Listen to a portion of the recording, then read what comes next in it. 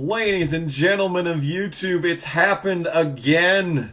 Oh my goodness. The insanity. The pure... It's just, I can't believe it, man. I can't believe it.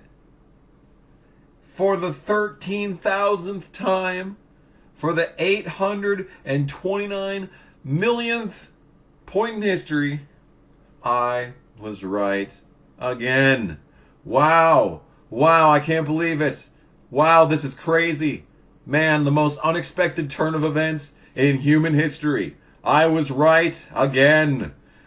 The package sucks, and the drivers know it. Wow. Who could have possibly seen this coming? Thank you, Kyle Busch, for being honest about this shit. Finally, someone with the balls to say what they really think. It's about goddamn time. So... Kyle Busch is right.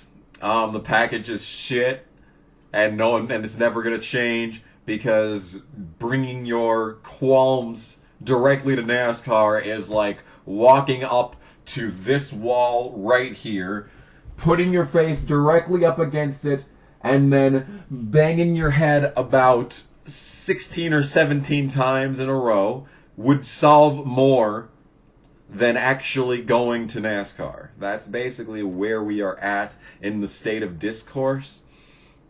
You'd think that since Brian France had left, that would not be the case, but apparently, as long as Steve-O is in charge of everything, things are just going to be at the exact same stalemate that they've been in for the past 20 years. So that's lovely news. That's just phenomenal. That's just a phenomenal turn of events all around. It's good that we have this talking head to tell us that everything's fine, even though we can plainly see that it isn't, and we have plainly seen that it isn't, and we can and another thing that we can plainly see is that they are refusing to actually do anything about it. I don't know, because they're weak, because they're shallow-minded, that they are basically just treading water at this point, and they know it, and they're too worried to actually change anything because that would just plunge us even further into the inevitable downfall.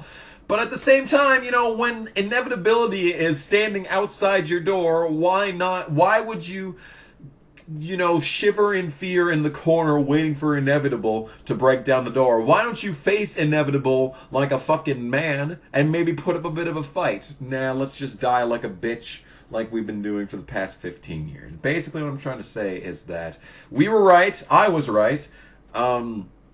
Everyone who told me that, oh, but they're not restrictor plates, it's completely different. Bitch, who's laughing now? Why, that would be me. Because I was right again. What a surprise. What a surprise. What do you know? It's just a crazy turn of events, right? I mean, it's not like every single time that I fucking turn on this camera, I'm right. Every single time, dude. How many times can one person be right in their lifetime? Like, jeez. Jeez. Starting to feel like Nostradamus over here, man. Just making the accurate predictions left and right, dude. The point that I'm trying to make is that this package sucked from the beginning. The All-Star race wasn't good, as much as you may think it was. The All-Star race was not good. And none of these races this season, except for short tracks where the package doesn't come into play, and for that matter, the package is full horsepower as much as they can allow. But at least compared to seasons past, closest thing to unrestricted, not really. Unrestricted, these things would be pushing, what, 900 horsepower, 950 horsepower? Fucking A, that'd be a good-ass race. 950 horsepower at a place like California or Michigan? Oh, fat nut. Fat nut, basically. Yeah, I want that in my life. That would be fucking killer. But, yeah, so, I was right again. What we need to do is take off the splitter and the taper spacer. And you're done. And you're done. There you go, problem solved.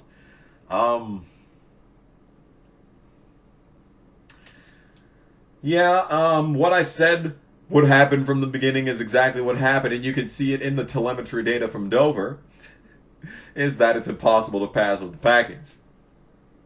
Because clean air is literally Jesus himself. Jesus himself descends from the heavens every Sunday/Monday and chooses which car, puts his holy hand upon which car is going to have clean air advantage, and it's always the leader. Every single time that the lead changes, that's when he moves his hand over. Jesus is a little fickle like that. He kind of plays favorites. Jesus is the one to play favorites. I mean, what you gonna do up in heaven when the betting odds are so high? You know, when you're doing double or nothing at the old Pearly Gates Tavern, right?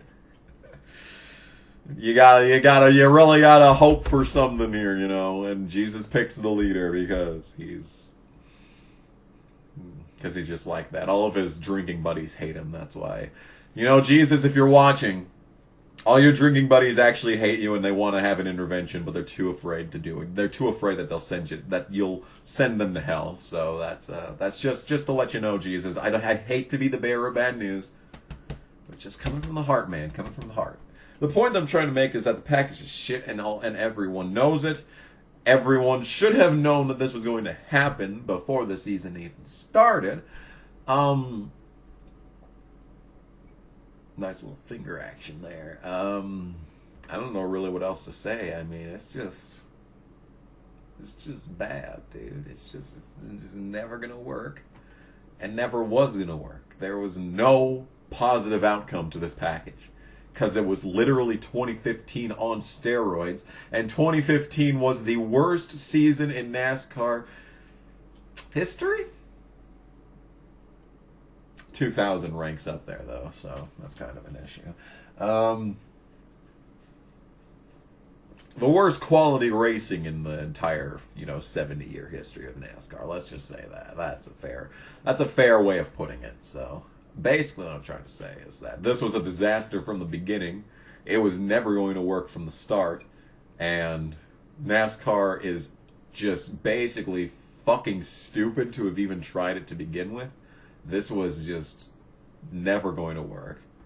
And now we're stuck with it for the whole year. Just because in NASCAR's hubris, they thought, oh, let's try this thing that we tried 3 years ago that everyone hated, but let's make it bigger, Genius.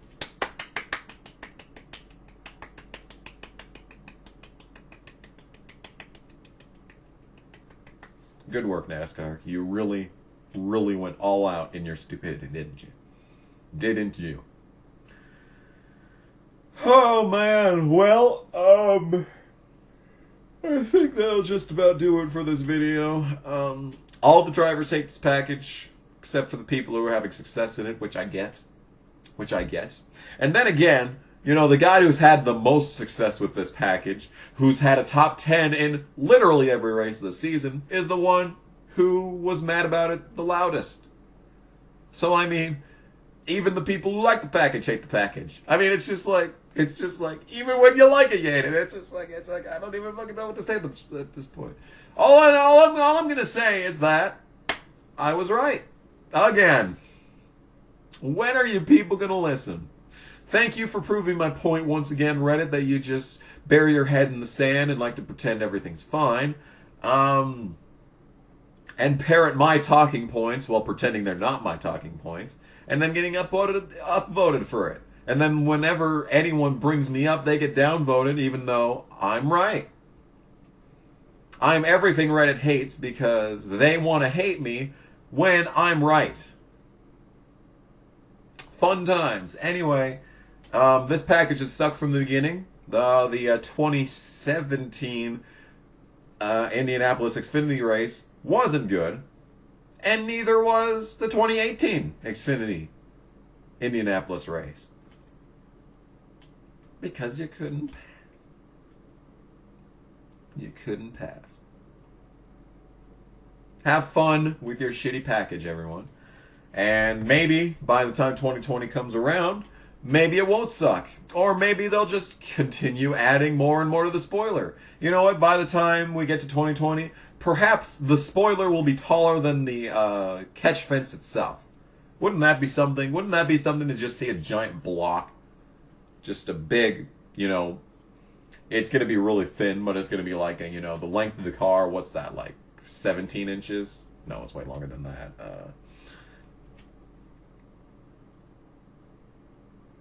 I can't do math right now. The point that I'm trying to make is that this package sucks and everyone knows it. So thanks for watching.